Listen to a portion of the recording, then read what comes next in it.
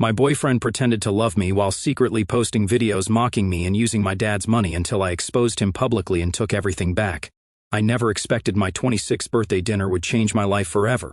We were at this restaurant he picked. It wasn't even my favorite place, but whatever. I was just happy he remembered my birthday this year.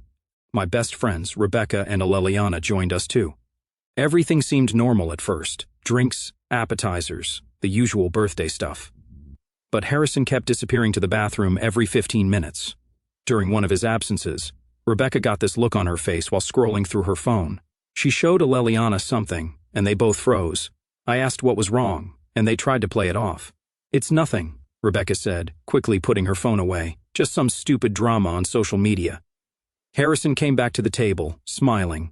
He kissed me on the cheek and asked why everyone looked so serious. I said we were just deciding what dessert to get.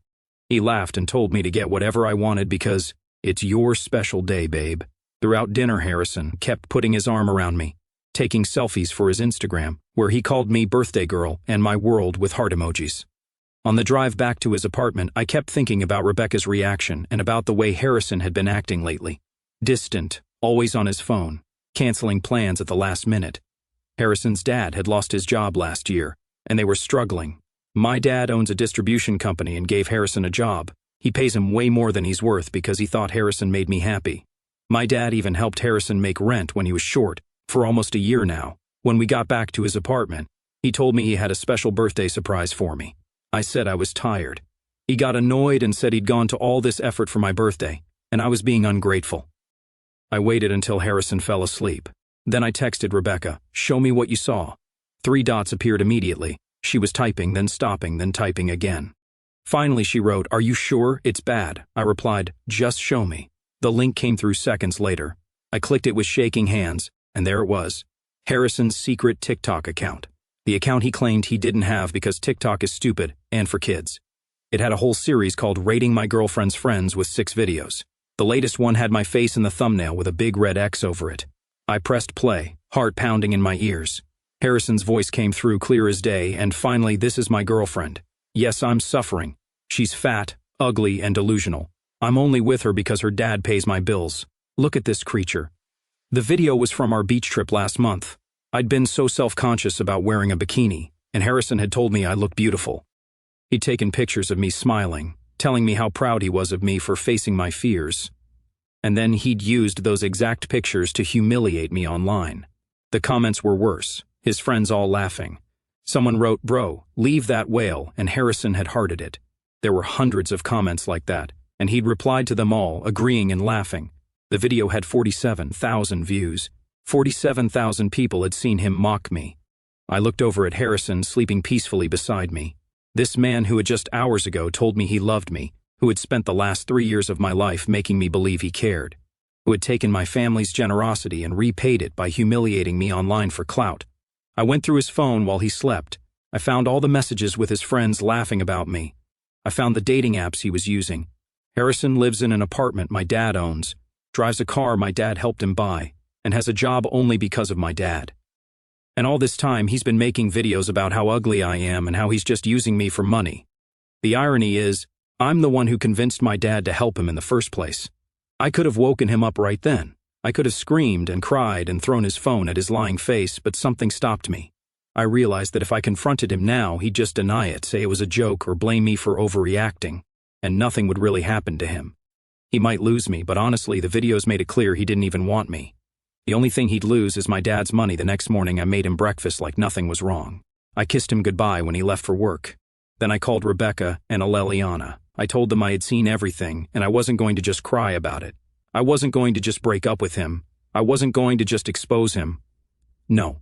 What Harrison had done to me deserved something much more creative. I decided I needed a plan. Not just any plan, but something that would make him regret every word he ever said about me. Update. I spent the next 3 days researching everything about Harrison's social media. It turns out Rating My Girlfriend's Friends was just the tip of the iceberg. He had accounts everywhere, Twitter, Instagram, Snapchat, all under different names, but all clearly him. In each one, he complained about being stuck with me, posted side-by-side comparisons of me versus hot girls, and basically documented how he was using me and my family for money. Rebecca and Aleliana came over and helped me document everything. We downloaded all the videos and took screenshots of all the comments. There was a whole group chat with his friends where they made fun of me, my weight, even the way I talked. They had a running joke about how Harrison was taking one for the team by dating me because my dad was his meal ticket. My dad has always been overprotective. Single dad, only daughter. When I started dating Harrison, Dad was skeptical but warmed up when he saw how happy Harrison made me. When Harrison's family fell on hard times, I was the one who convinced my dad to help him out. My dad trusted my judgment, and I had vouched for this piece of trash who was laughing at us behind our backs. I called my dad and asked him to meet for lunch, just the two of us. We met at his favorite steakhouse, and I could tell he knew something was wrong. I'd planned to ease into it, but the moment I saw my dad's face, the way he looked at me with so much love and concern, I just couldn't hold it in anymore. I showed him everything, the videos, the comments, the messages. I watched my dad's expression change from confusion to shock, to a cold, hard anger I'd never seen before. He didn't say anything for a long time, just scrolled through screenshot after screenshot, video after video. Finally, he put down his phone and looked at me, asking if I was okay. I told him the truth, that I wasn't, but I would be. That I wasn't going to let Harrison get away with this. Dad nodded slowly and said something that shocked me. Do whatever you need to do. I've got your back. See, my dad isn't just some rich guy. He built his business from nothing, survived 3 recessions, and dealt with competitors trying to bankrupt him. He's the kind of man who knows how to handle people who cross him, and Harrison had crossed both of us. We made a plan, a real plan, something that would make Harrison regret ever thinking he could use us. The first step was simple. Dad would transfer Harrison to the warehouse across town, longer hours, harder work, less pay. When Harrison asked why, Dad just said there were budget cuts at the main office. Nothing personal, just business. The second step was the apartment. Technically, Harrison had signed a lease with my dad's property management company. I went through it with Dad's lawyer. It turns out Harrison had violated multiple terms, unauthorized subletting. He'd been renting the second bedroom to his friend Vincent without telling us, property damage, holes in the walls he'd covered up with posters, and even keeping a pet snake when the lease specifically said no pets. But we didn't evict him. Not yet. That would be too obvious. Instead, the property management company sent notice that they were doing routine maintenance on all units. They'd need access every day for the next 2 weeks, sometimes with very little notice. Harrison hated having people in his space. I knew this would drive him crazy. The third step, my dad called in the car loan. Harrison had missed 2 payments, something he'd hidden from me, which meant the bank could demand immediate payment in full. Harrison didn't have that kind of money. He'd have to beg my dad for help, which, of course, my dad wouldn't give. All of this happened within the first week after my birthday. Harrison had no idea I knew anything. I kept acting completely normal, loving girlfriend, supportive partner, all while watching his life slowly start to unravel. He complained about the job transfer, told me he didn't understand why my dad was doing this to him. I looked him right in the eyes and said, "Maybe Dad's just trying to help you develop new skills. Maybe this is a good opportunity to prove yourself." Harrison nodded like this made sense, like my dad was still looking out for him. He complained about the maintenance people, said they were coming at inconvenient times and going through his things.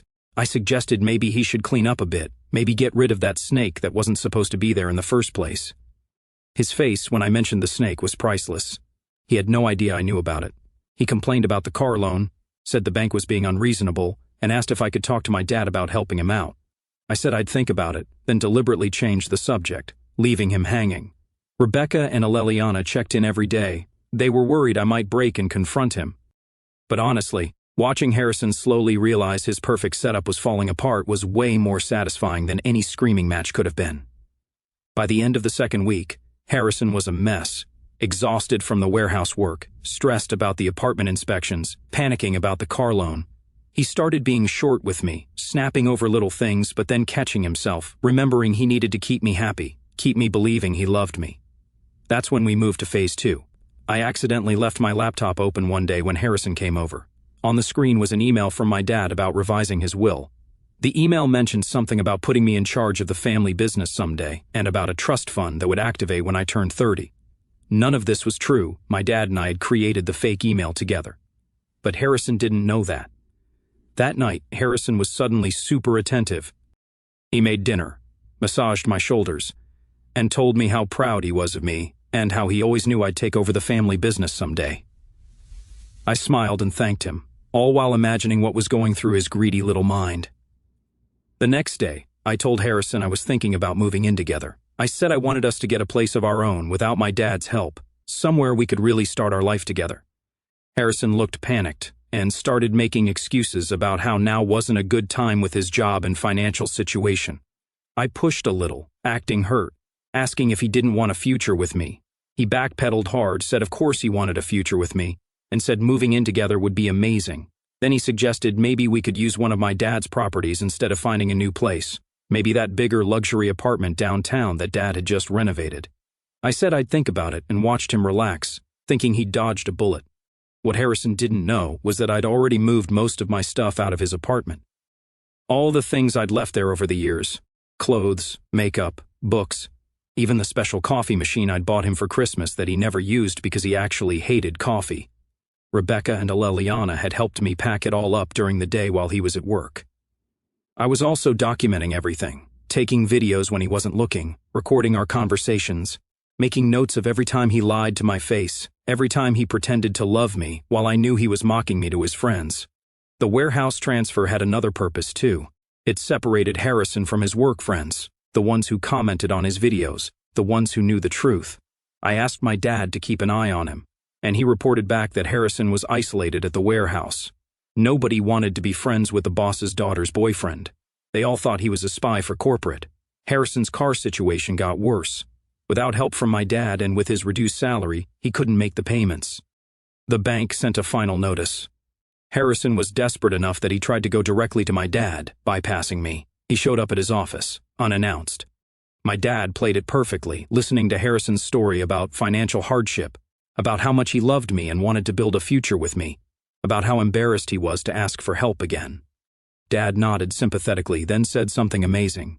If you truly love my daughter and want a future with her, prove it. Propose to her. Make a commitment. Then we'll talk about financial help. Harrison came to me that night practically bouncing with excitement. He told me he'd had a great talk with my dad, that Dad had given him some man-to-man advice about our relationship. I asked what kind of advice, and Harrison said he didn't want to spoil the surprise. Then he asked what kind of rings I liked, if I preferred traditional or modern styles. I played along, pretending to be excited, showing him pictures of rings I liked. The next day, Harrison asked if we could have dinner at the same restaurant where we'd celebrated my birthday. He said he wanted to make up for being distracted that night. I agreed, secretly knowing exactly what he was planning. I called Rebecca and Aleliana and told them Phase 3 was happening sooner than we expected. Harrison was going to propose, not because he loved me, but because he thought it would solve his financial problems. They were furious on my behalf, but I assured them I had it all under control. The day of the proposal dinner, I spent hours getting ready. I did my hair and makeup perfectly and wore the dress Harrison had once said made me look almost as hot as Aleliana in one of his videos. I made sure I looked flawless. Harrison picked me up, complimented me nervously, and kept touching the pocket of his jacket where I assumed the ring was hidden. He'd been weirdly insistent about driving, even though his car was at risk of being repossessed any day. Now I understood why. He wanted to create the perfect proposal moment. At the restaurant, Harrison was sweating, kept checking his phone, and seemed distracted. I asked if everything was okay, and he said everything was perfect. He ordered champagne and started talking about how we met, our first date, all these memories that he claimed to cherish. The whole time, I was thinking about those videos, about him calling me fat, ugly, and a creature, about him telling the world he was suffering by being with me, about all the comments from his friends that he'd laughed at and encouraged. Just as the dessert arrived, Harrison got down on one knee, pulled out a small box, and started saying how much he loved me, how he couldn't imagine his life without me, how he wanted us to be together forever.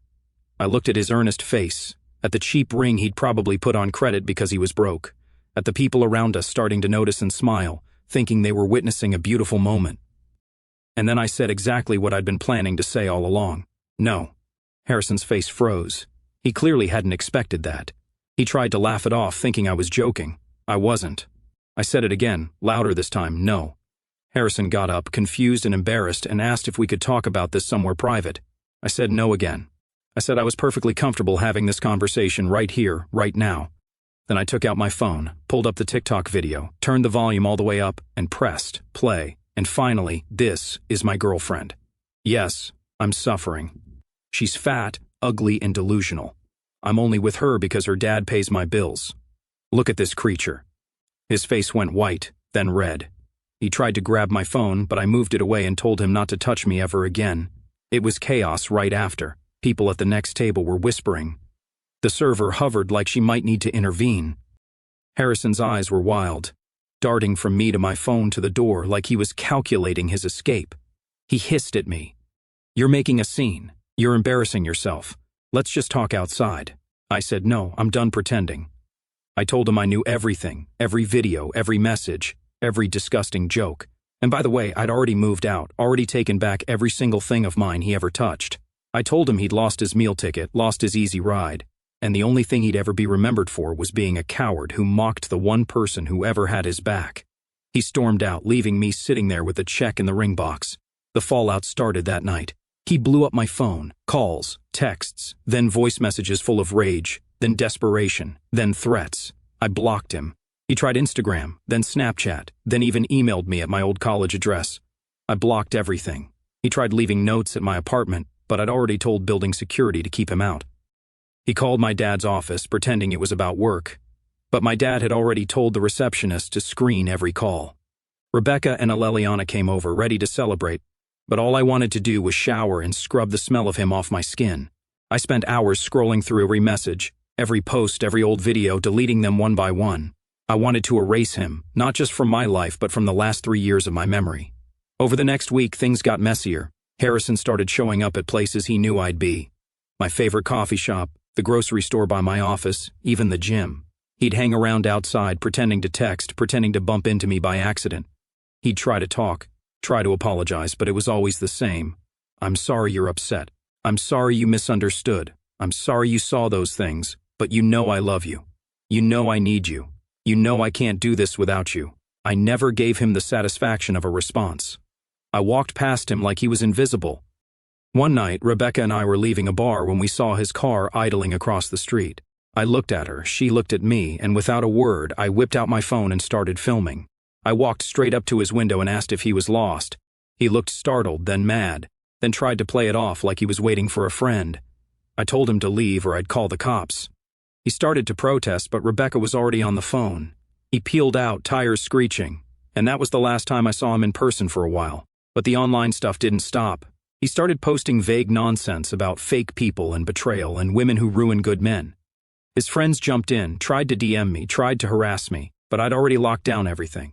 I changed my number and wiped my socials. I wasn't scared, I was just done. My dad offered to get me a security guard for a while, but I refused. I told him I'd handled worse than a sad little man with a TikTok addiction. Meanwhile, I was working with my dad's lawyer. We sent Harrison an official notice about the lease violations, the pet snake, the subletting, the property damage. He had 30 days to vacate, but the maintenance checks kept coming, always with less warning, always at the worst times. He started calling the management company, yelling, demanding they stop harassing him, but all he got was polite apologies and reminders that he'd signed the lease. He tried to get Vincent, his secret roommate, to fight it for him, but Vincent didn't want to get involved. Suddenly, all those friends who laughed at his videos were nowhere to be found. The car was repossessed 3 weeks after the proposal fiasco. I didn't even know until Rebecca texted me a picture of Harrison standing on the curb, arms crossed, watching the tow truck haul it away. I kept that photo. Sometimes I look at it when I need to remember what losing looks like. Work was the last thing to go. My dad transferred Harrison to the graveyard shift at the warehouse, which meant long hours, no sunlight, and the worst jobs. He tried to complain, but nobody cared. Everyone knew who he was now, and nobody wanted to be seen talking to him. The only reason he kept the job at all was because my dad wanted to keep him close long enough to finish the plan. So, while he was busy scrambling to keep his life together, I was building my case. I had screenshots, videos, emails, text logs, everything. I met with the lawyer every other day, compiling a file so thick it barely fit in a folder. Rebecca and Aleliana helped me sort through everything, organizing by date, by platform, by level of cruelty. I saw things in those group chats I can never unsee. Jokes about my body, my voice, my family, even jokes about my mom who died when I was a kid. That one nearly broke me, but I refused to give him the satisfaction. My dad was relentless. Every time Harrison tried to get clever, like sneaking in through the building's back entrance or having friends call the company to complain about harassment, my dad shut it down. He had cameras installed in the halls, changed the locks, and made sure the only people with access were the ones we trusted. Harrison tried to threaten a lawsuit, but the paperwork was airtight. All those years mocking my dad for being old-fashioned and paranoid suddenly didn't seem so funny. The apartment was the last domino. 2 days before his 30-day notice was up, I got a text from Eliana, he's moving out. I drove by slowly just to see for myself. Harrison was dragging trash bags to the curb. Nobody was helping him. He kept looking over his shoulder like he thought someone was watching. I thought that would be it. But if you think a guy like Harrison just fades out, you don't know narcissists.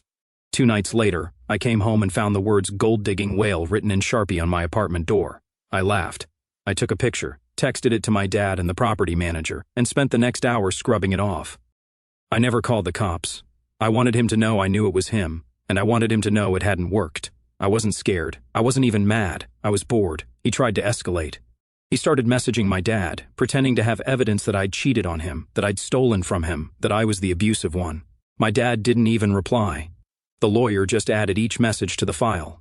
Harrison's last card was a handwritten letter left at my office front desk, begging for just one more conversation. The receptionist threw it out before I saw it. She knew the drill. Eliana and Rebecca were worried he'd try something worse. I told them I wasn't worried. I changed my routines, kept my phone on me, and never walked home alone. I wasn't an idiot, but I also wasn't going to let fear run my life. About 3 weeks after his eviction, I got a call from the warehouse manager, my dad's friend, someone I'd known since I was a kid. He told me Harrison hadn't shown up for his last 4 shifts. He hadn't called in or picked up his last check. They'd boxed up his locker and found it full of junk, empty energy drink cans, ripped up notes, some old photos of us from when we first started dating. The manager asked if I wanted them. I said, "Throw it all out." Then, Monday morning, I walked into my office, and there he was, Harrison, sitting on the curb outside the building, holding a cardboard sign that said, "Please forgive me." He looked like hell, 3 days worth of stubble, eyes red, hands shaking. He didn't look up as I walked past, just kept staring at the ground, clutching his stupid sign like it was going to change anything. The receptionist caught my eye and mouthed, "He's been here every morning for 3 days." I shrugged and told her, "If he comes inside, call security." She said, "Already did." I sat at my desk, opened my laptop, and got to work. By lunchtime he was gone, but the sign was still there, propped up against the trash can outside. I took a picture and texted it to Rebecca, Eliana, and my dad, just in case they wanted to laugh. That's all I have for now. I don't know what Harrison will try next, but I know that whatever it is, he'll never get forgiveness, never get my attention, never get another chance. Last update, part of me wondered if seeing Harrison outside my office would be the end, like he'd finally hit rock bottom and disappear. But of course, that's not how guys like him work. If you've ever been used, humiliated, and then stalked by someone who's convinced you owe them forgiveness, you know the sign is never the end. It's just the start of a new game where the rules are even more pathetic. I kept waiting for him to escalate, but honestly, I think he'd already run out of moves. Still, I wasn't stupid. I kept my phone on me at all times, checked the lobby before I left, and told the receptionist to keep an eye out. I wasn't giving him an inch, not after everything. The next week was this weird limbo. Harrison didn't show up again, at least not where I could see him. But I started hearing from people I hadn't talked to in years. Old college friends, distant cousins, even a girl from high school I barely remembered. "Hey, is everything okay? Did something happen with you and Harrison? Someone saw him outside your work." I got a message from Vincent, who hadn't spoken to me since all of this started. It was just this rambling wall of text about how Harrison was in a bad place, how maybe I could just meet with him for 5 minutes just so he could have closure. I blocked him without even reading the rest. I was done giving any of those people my time, energy, or empathy. If you're still friends with a man who built a brand out of shaming the woman who saved his ass, you're dead to me. Period. The official eviction process wrapped up. The apartment was trashed. Holes in the walls, beer stains on the carpet, a smell like something had died in the vents. The property company charged Harrison for every penny. My dad laughed when he saw the invoice. Karma, he called it. I agreed, but I didn't really care about the money. I cared that he was finally, officially out. One day at work, I got a call from the warehouse. The manager said Harrison had come in to pick up his last paycheck and tried to start an argument about being wrongfully terminated. The manager told him, "You were never terminated. You just stopped showing up." Harrison yelled, ranted about my dad, about how he was being set up, how he deserved better. The manager said he just handed him the check, watched him leave, and locked the door behind him. I thanked him for letting me know and asked if there was anything I needed to do. He laughed and said, "Just keep living your life, kid." By the time my birthday rolled around again, I realized I hadn't thought about Harrison in days. Not even when I passed our restaurant. Not even when I saw his old car parked on the street. Well, not his anymore. I took a deep breath. I went to dinner with my friends and my dad, let them toast me and tell embarrassing stories, let myself laugh until my stomach hurt. I wore the red dress, the one Harrison always said was too much. I looked in the mirror and saw someone I actually liked. Every once in a while I'll get a weird DM or a friend request from some random account, but it doesn't faze me. I send it to the lawyer, block it, and move on. I know Harrison's out there somewhere, probably still telling some sob story about how I ruined his life. I'm not worried. I know who I am, and I know what he is. I hope he remembers every single thing he did, and knows that he lost the one person who ever truly gave a damn. I hope every time he sees my name, he remembers he's nothing but a footnote in my story, a cautionary tale, not a tragedy.